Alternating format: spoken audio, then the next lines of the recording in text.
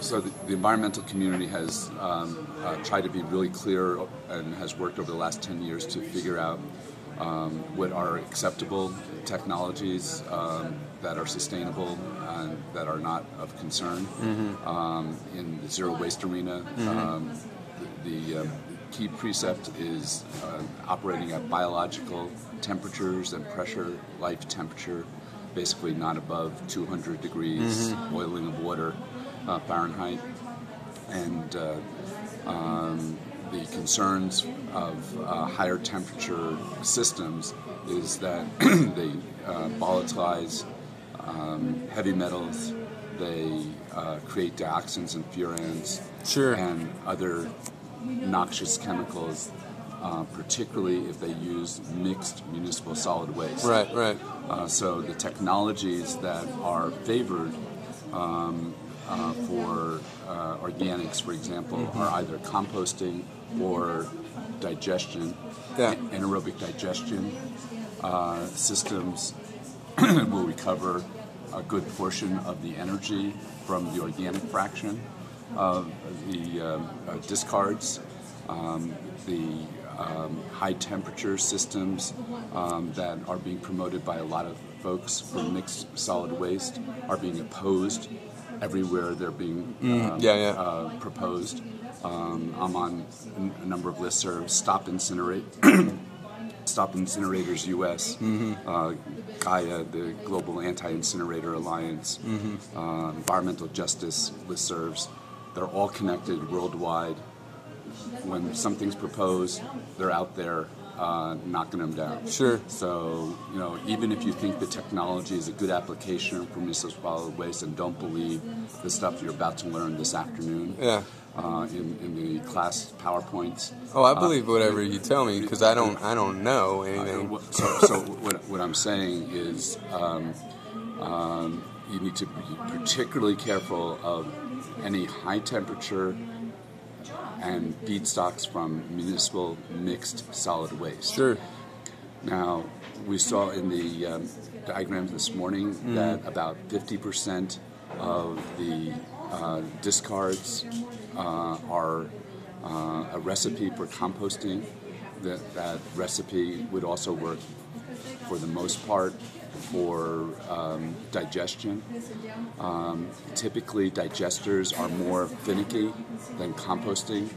So if you have really clean organics, particularly like food scraps from restaurants and grocery stores, you can digest them more easily than you can digest all the organics that they're mixed together coming in from a variety of sources. In Bastrop we were looking at, because they have that Lost Pines forest, there's pine needles all over the place. Right, and you're hearing from Margot, they're going after the forest / here in the Santa Fe area as well. So there is still a good portion of the environmental community that are opposing biomass to energy.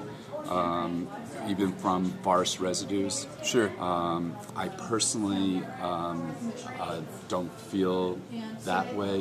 One of my considerations is that the design of burners varies by its feedstock. So if you know the feedstock, if you can measure the feedstock scientifically, chemically, biologically, and know what you're dealing with, you can then design a furnace that can burn that without problems. The problem with mixed solid waste is it varies over time. You never know where you're going to get showing up, and a lot of stuff in mixed solid waste includes heavy metals and vinyl chlorides and chlorides of different varieties. And it's the chlorides that are precursor to the dioxins and furans.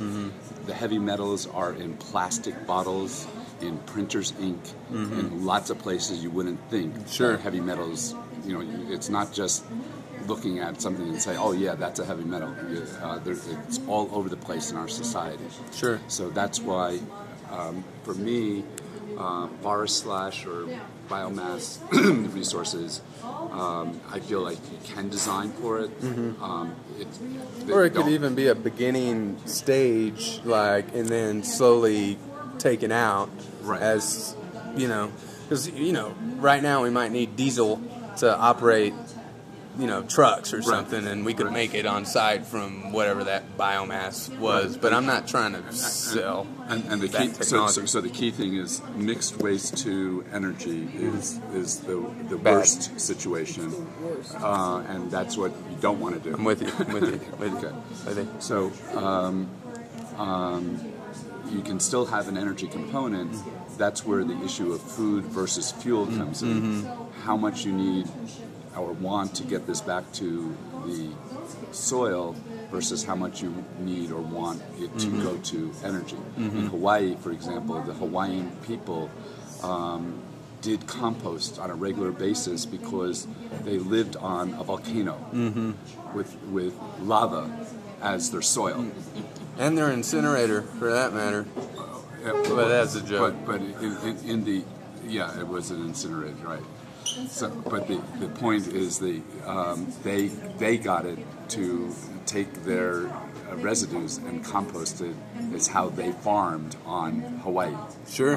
200 years ago as a sustainable culture, and so the trade-off between food versus fuel depends on what the local needs are, and that's something that you need to evaluate Sure. on a case-by-case basis. So